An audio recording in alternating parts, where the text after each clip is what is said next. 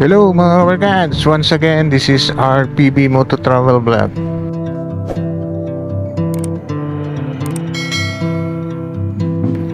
Ayan mga kabarkads, nandito tayo sa SIDZ.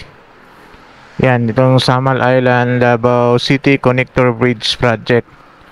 Yan, ito yung sa may daang MacArthur Highway mga kabarkads. Yan o, hanggang dito mga kabarkads wala no, putol na yung mga kahoy dito. Yung mahogani. Yan kasi dito lalanding ang area. Itong area na ito yung landing. Yan dito is wala, hindi pa sila nagsimula dito, is puro mga stock lang na mga gamit nila dyan. Yan, pupuntahan natin dito na side mga kabarkads, dito sa may dagat na area. Kahit pinagbawalan na tayo dyan, daanan lang natin mga kabarkads para ma-update lang kayo. Hindi lang tayo mag-focus talaga sa area, is dadaan lang tayo. At least update lang, makita natin yung mga trabaho nila dito. Yan. Ito nga yung mga kabarkads, tinanggal na yung building dito mga kabarkads. So, yan o. Wala na yung kuno, nakita natin is wala na, tinanggal na yung mga bubong nito. Yan o, yung mga, kasi isang warehouse kasi ito eh. Tinanggal na yung mga bubong. Kasi dito dadaan yun eh.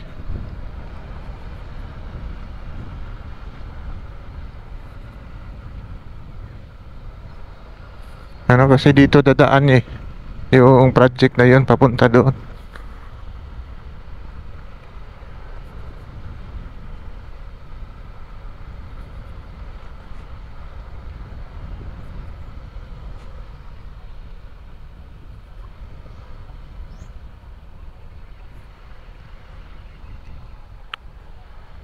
Dito pa sila sa may dagat na focus mga kabarkads sa project. Yan, dito na yun sila mga kabarkads oh. Yan, dito na sila nagbuburing machine mga kabarkads. Na area dati doon yun. Ngayon is nandito na sila na side.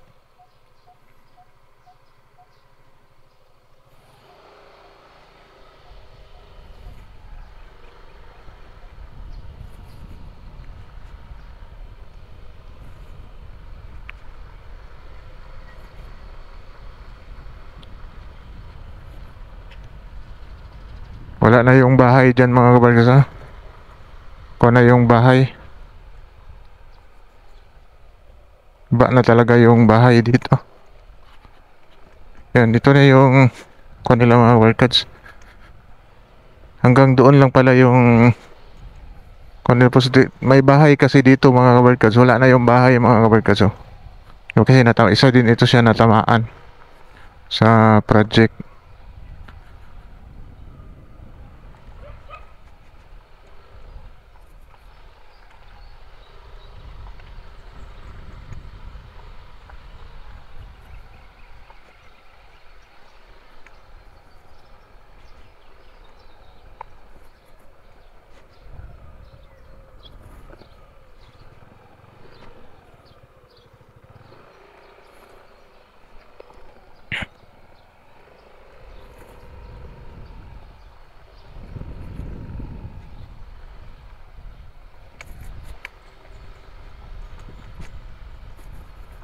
Sa ngayon mga kabarkads is dito sila nagpo-focus mga kabarkads na nagtrabaho.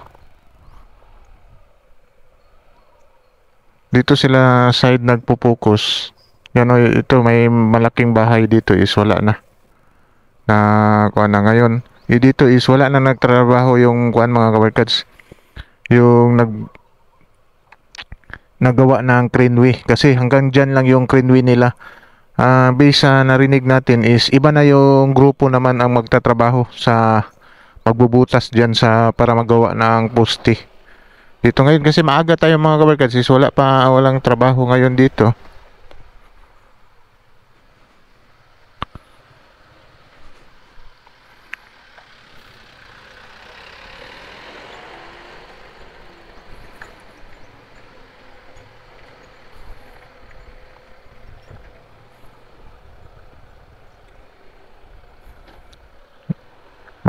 nasa mga kuan lang yung craneway nila mga kabarkads. Mga maliit lang yung craneway nila dito.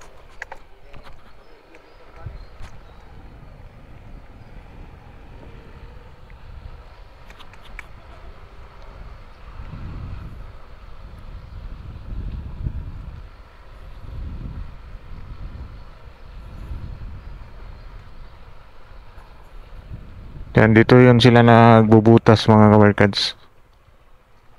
Yan sa area. Ito yung kuan nila, boring machine.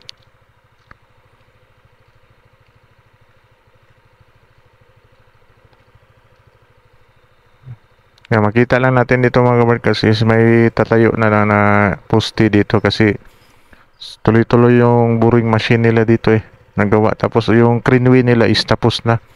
Hanggang doon lang yung craneway nila kasi hindi na aabot doon, malalim na siguro na area doon na kasi ang gagamitin na dyan is barge na yung magbubutas papunta na doon. Yan, ito na yung update natin sa area mga kabarkads. Dito sa ngayon wala na nagtatrabaho mga kabarkads, wala na rin yung crane nila kasi tapos na yung craneway nila. Mga nasa nakikita natin doon, yung craneway nila is nasa mga 800 meters lang siguro yung craneway nila na ginawa kasi yung tulay dyan is 3.98 kilometers yung tulay na gagawin. Tapos doon sa kabila is iba na naman yun. Siguro maiwan ko doon sa harap sa may Samal site is kung magawa pa sila ng craneway doon. Kasi ang kuha nila mga kabarkada is mga poste lang, tapos sa ibabaw is parang mga kable na yan maghahawak.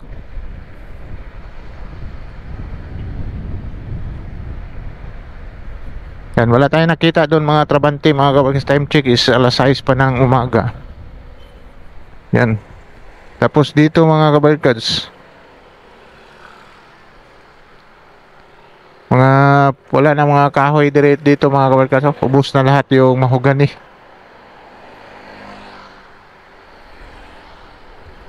Yan. Wala nang mga mahogani dito mga kabarkads, na ubus na kasi 122 kapuno yung puputulin nila dito. Yan, pati yung mga kahoy kinuha na pala sa mahogani. Yan, kasi ito yung landing area nila mga kabarkads. Yan, 199 trees ang pinutol nila dito sa may highway side dito sa Daang Maharlika Highway.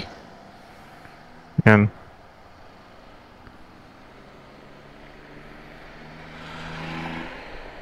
Kasi dito yung gawaan nila ng main talaga yan. No, tapos papunta dito doon at papunta dito sa kabila.